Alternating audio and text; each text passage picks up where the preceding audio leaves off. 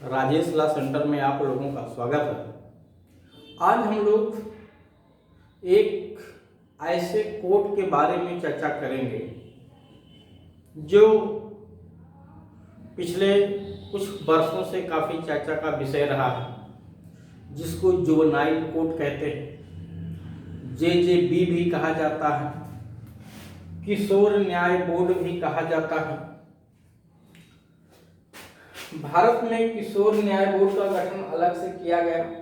हर राज्यों को ये पावर दिया गया कि वो अपने यहाँ प्रत्येक जिले में एक या अधिक एक किशोर न्याय बोर्ड का गठन करें।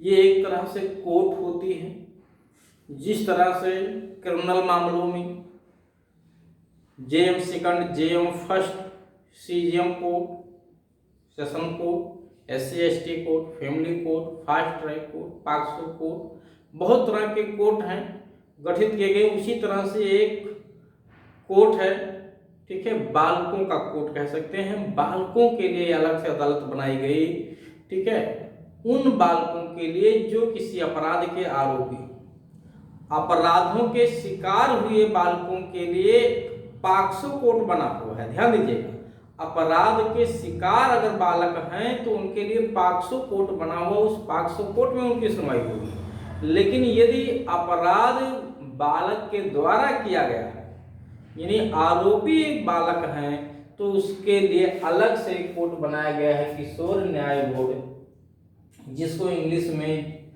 जुवेनाइल जस्टिस बोर्ड कहा जाता है। शॉर्टकट में उसी को जेजेबी कहा जाता है, जुवेनाइल जस्टिस बोर्ड कहा जाता है। तो ये तो आप लोगों ने समझ लिया होगा कि ये जुवेनाइल जस्टिस बोर्ड किस लिए है कि जब बालकों के द्वारा कोई अपराध किया गया हो, ठीक है, तब उस मामले की सुनवाई के लिए जे बोर्ड में जो है उनकी सुनवाई चलती है। यानी जो क्रिमिनल कोर्ट्स बने हुए हैं, ये आपका first class judicial magistrate, second class judicial magistrate, metropolitan magistrate, ठीक है, सीजेएम, एमएम, या इन सब कोर्टों में इनकी कार्रवाई बिल्कुल नहीं चलेगी। ध्यान दीजिएगा, अगर आरोपी यानी जो उस अपराध में अपराध जिसने किया है, ठीक है, उस मामले में यदि उसकी उम्र 18 वर्ष से कम आयु का है, तो यद्यपि प्रोसीडिंग के दौरान अगर उसकी उम्र 18 से अधिक भी हो जाए, तब भी जे बोर्ड में ही उसकी सुनवाई चलती है। अब हम लोग समझेंगे जे बोर्ड में कौन लोग होते हैं, इसमें किस प्रकार से भर्ती किया जाता है, कौन से लोग होते हैं, इसमें जज कैसे बना जाए, या जो लोग जज हैं वो कौन लोग होते हैं, ठीक है। तो इसमें पूरा बोर्ड की बात करेंगे और जुवेनाइल जस्टिस बोर्ड में जो अपराध हैं वो किस प्रकार के अपराध किए जाए तब यहाँ सुनवाई होगी। क्या कोई भी मर्डर का भी अपराध अगर कोई बालक कर दे तो भी उसकी भी सुनवाई जे बोर्ड में होगी या किसी दूसरे कोर्ट में होगी। इन्हीं सभी विषयों पे हम लोग चर्चा करेंगे। आप लोगों के लिए इंफॉर्मेशन है कि अगर कोई बच्चा LLB करने वाला है, करने के लिए सोच रहा है या कर रहा है या कर चुका है, या जो लोग प्रैक्टिस कर रहे हैं, अगर वो PCG की APO या HGS की तैयारी करना चाहते हैं तो इस नंबर पे संपर्क करके हमारे यहाँ ऑनलाइन और ऑफलाइन दोनों प्रकार की क्लास की सुविधा उपलब्ध है, वो अपनी सुविधा अनुसार क्लास ज्वाइन कर सकते हैं। आइए सबसे पहले हम लोग देखेंगे किशोर न्याय बोर्ड का जो उल्लेख है वो किया कहाँ गया है। तो किशोर न्याय अधिनियम जो 2015 का बना हुआ है, किशोर न्याय अधिनियम 2015, उस अधिनियम की धारा 4 के तहत किशोर न्याय बोर्ड अधिनियम 2015 की धारा 4 के तहत किशोर न्याय बोर्ड का गठन किया गया है।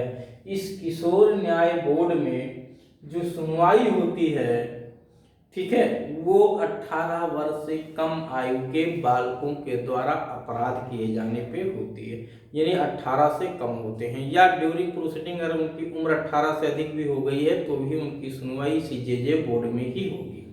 अब प्रश्न ये है कि जे बोर्ड का गठन कैसे होगा। तो यहाँ देखिए, अगर कोई क्षेत्र महानगर क्षेत्र है तो वहाँ पे महानगर मजिस्ट्रेट, और महानगर से भिन्न क्षेत्र है तो प्रथम वर्ग न्यायिक मजिस्ट्रेट और 2 सामाजिक कार्यकर्ता से मिल करके जे बोर्ड बनता है, किशोर न्याय बोर्ड बनता है।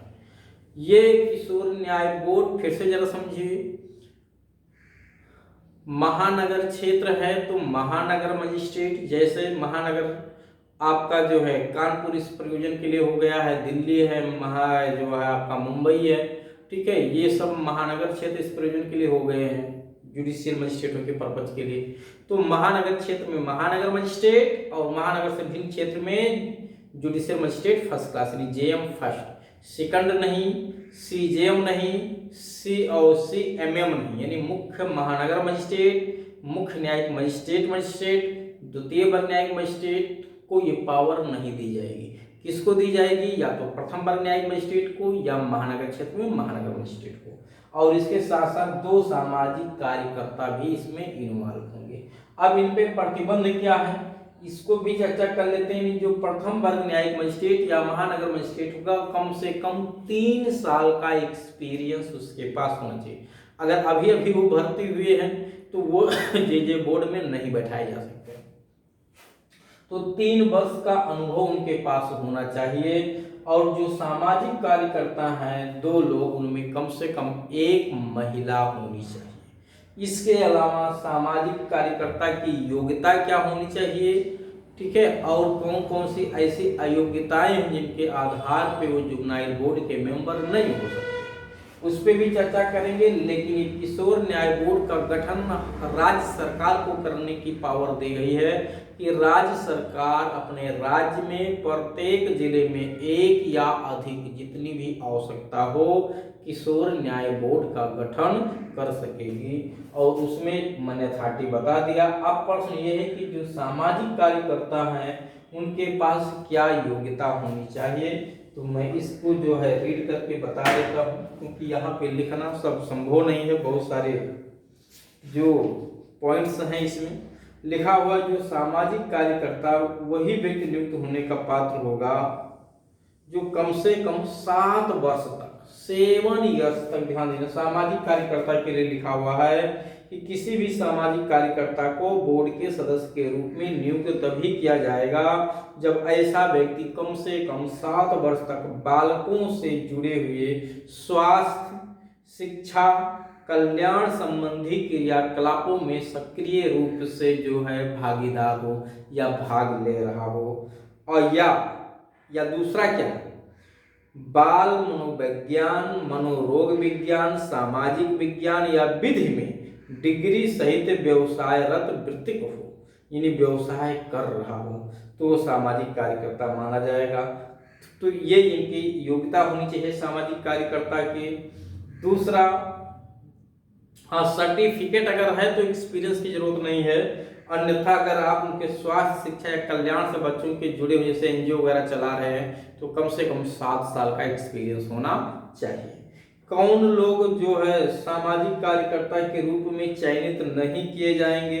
जिन लोगों ने मानवाधिकारों या बाल अधिकारों का अतिक्रमण किया है, उनका पिछला रिकॉर्ड खराब रहा है, ऐसे व्यक्ति जो किसी अपराध के लिए दोषी ठहराए गए हों जिसमें नैतिक अधमता हो, यानी नैतिकता के आधार पर गलत कार्य किए हों, ठीक है, और सरकार के किसी पद से पदच्युत किए गए हों, कभी बालक का दुर्व्यापार या बाल श्रम के नियोजन या मानव अधिकारों के अतिक्रमण या नैतिक कार्यों में लिप्त रहे हों, तो ऐसे लोगों को इसमें जो है नहीं बैठाया जाता है, ठीक है। तो ये तो आपने देख लिया कि बोर्ड में कितने लोग होते हैं। यही मिल करके, यानी प्रथम वर्ग न्यायिक मजिस्ट्रेट और 2 सामाजिक कार्यकर्ता मिल करके किशोर न्याय बोर्ड होता। तो किशोर न्याय बोर्ड में कम से कम कितने लोग, मतलब कम से कम मैक्सिमम दोनों है, 3 लोग होते हैं, ध्यान रखिएगा। अगर वो महानगर क्षेत्र में है तो भी 3 लोग, महानगर से भिन्न क्षेत्र है तब भी 3 लोग होते हैं। महानगर क्षेत्र में है तो महानगर मजिस्ट्रेट प्लस 2 सामाजिक कार्यकर्ता, जिसमें से एक महिला भी होगी। और अगर महानगर से भिन्न, हाँ, अगर महानगर मजिस्ट्रेट ही महिला है तो सामाजिक कार्यकर्ता पुरुष दोनों हों ऐसा नहीं, एक सामाजिक कार्यकर्ता का महिला होना जरूरी है। महिला जो मजिस्ट्रेट है वो महिला हो या पुरुष हो इससे मतलब नहीं है। तो ये तो आपने बोर्ड समझ गया। अब बालक द्वारा किए गए अपराध क्या, हम बालक द्वारा जितने भी अपराध किए जाते हैं ना उसको 3 कैटेगरी में बनाया गया है। छोटे अपराध, घोर अपराध और जघन्य अपराध, 3 तरह के अपराधों की श्रेणी बनाई गई। छोटे अपराध, घोर अपराध, जघन्य अपराध, सबकी थोड़ी थोड़ी सी प्रोसेस अलग हो जाते हैं। लगभग छोटे जो अपराध हैं, अब इन्हें कहेंगे किसे छोटा अपराध, तो जिन अपराधों में सजा 3 वर्ष या उससे कम, 3 वर्ष या उससे कम हो वो छोटे अपराध। घोर अपराध का मतलब जिन अपराधों में सजा 3 वर्ष से लेकर 7 वर्ष के बीच में है वो घोर अपराध। और जघन्य अपराध का मतलब जिन अपराधों में सजा 7 वर्ष से लेकर के ऊपर तक, चाहे जितना हो, में तो दंड आजीवन कारावास भी इंक्लूड है। 7 से कम ना हो वो सब जघन्य अपराध कहलाते हैं। यानी सबसे हीनियस ऑफेंस कौन सा है, जघन्य अपराध। घोर अपराध हल्के हैं, छोटे अपराध उससे भी छोटे। ये किसके द्वारा किया गया हो, 18 वर्ष से कम आयु के बालक द्वारा किया गया हो, ध्यान दीजिएगा। लेकिन कितना कम, 7 से कम नहीं होना चाहिए, क्योंकि अगर अंडर 7 इयर्स का वो चाइल्ड है तो उसके द्वारा किया गया ऑफेंस नहीं है, वो अपराध ही नहीं है। आईपीसी की धारा 82 लागू हो जाएगी, जो जनरल एक्सेप्शन की धारा है। जनरल एक्सेप्शन की धारा जो छूट देती है कि 7 वर्ष तक की कम आयु के व्यक्ति के द्वारा किया गया कार्य अपराध नहीं है, ठीक है। और 7 से ऊपर किंतु 12 तक है तो भी उसको छूट मिल सकती है, बशर्ते वो साबित कर दे कि उस बच्चा यानी वो बालक 7 से अधिक तो 12 वर्ष से कम उम्र के कारण जिस समय उसने वो कार्य किया उस कार्य की प्रकृति और परिणाम को जानने में असमर्थ था, तो भी उसका कार्य अपराध नहीं है। इसका मतलब अमूमन ये 12 वर्ष से ऊपर और 18 वर्ष से कम वाले व्यक्तियों पे अक्सर लागू होता है। हाँ, कभी कभी 7 से 12 वालों के भी ऊपर अप्लाई हो सकता है अगर वो धारा 83 आईपीसी को साबित करने में असफल रहते हैं। तो इस तरह के अपराध आपने देखा। अब इसमें जो ट्रायल की प्रक्रिया होती है, छोटा अपराध है तो अक्सर उसमें समरी प्रक्रिया अपनाई जाती है, घोर अपराध है तो इसमें समन मामले की प्रक्रिया अपनाई जाती है, और जघन्य अपराध है तो इसमें लगभग प्रक्रिया भिन्न अपनाई जाती है, सेशन की भी प्रक्रिया अपनाई जा सकती है। तो इस तरह से आपने देखा कि जो जेजीबी है, किशोर न्याय बोर्ड है, उसका गठन कैसे होता है, किन अपराधों की सुनवाई होती है, और वो बालक कौन है, उनके द्वारा किए गए अपराधों को कितने भागों में बांटा गया है, इसको भी आपने समझ लिया। अब ये कोई भी अपराध करें, चाहे आईपीसी के अधीन अपराध करें, आईपीसी से भिन्न किसी अधिनियम के अधीन अपराध करें, इससे मतलब नहीं है। अगर उन पे अपराध का आरोप है, किसी भी अपराध का आरोप है, तो इस तरह से उनके मामले की सुनवाई चलती है। चलिए, उम्मीद है आप लोगों को चीजें समझ में आई होंगी। किशोर न्याय बोर्ड से ठीक है जुड़े हुए और भी वीडियोज जो है आपके चैनल पे अपलोड किए जाएंगे। आप लोग चैनल को सब्सक्राइब करके रखिए, उसका लिंक आपको पहुंचता रहेगा। अब शुरुआत हो गया है किशोर न्याय बोर्ड का। अभी तक जैसा कि आप लोगों ने देखा होगा, मैंने SC/ST पे बहुत सारे वीडियोज बनाए। अब लगभग SC/ST का वीडियो कंप्लीट हो गया है। थोड़े बहुत बच्चे हैं जो बीच बीच में मैं बनाता रहूँगा, कोई नया संशोधन होगा, कोई नया अमेंडमेंट होगा तो उस पर भी वीडियो बनाता रहूँगा। लेकिन अब किशोर न्याय बोर्ड हो गया है, ठीक है, पॉक्सो एक्ट हो गया है, इन सब पे भी वीडियो अपलोड किए जाएंगे। आप लोगों को परेशान होने की जरूरत है। जितने भी कानून हैं जो व्यवहार में यूज हो रहे हैं, चाहे परीक्षा की दृष्टि से या व्यवहारिक दृष्टि से, सब पे धीरे धीरे करके कानून बनाया जाएगा, उन वीडियो अपलोड किया जाएगा। आप लोग अपडेट रहिए और वीडियो को देखते रहिए। कोई बात नहीं समझ में आए तो कमेंट करके बताइए या अन्यथा बताइए, ठीक है, उसमें सुधार किया जाएगा। और जो है अपने दोस्तों को, मित्रों को भी वीडियो को शेयर करें।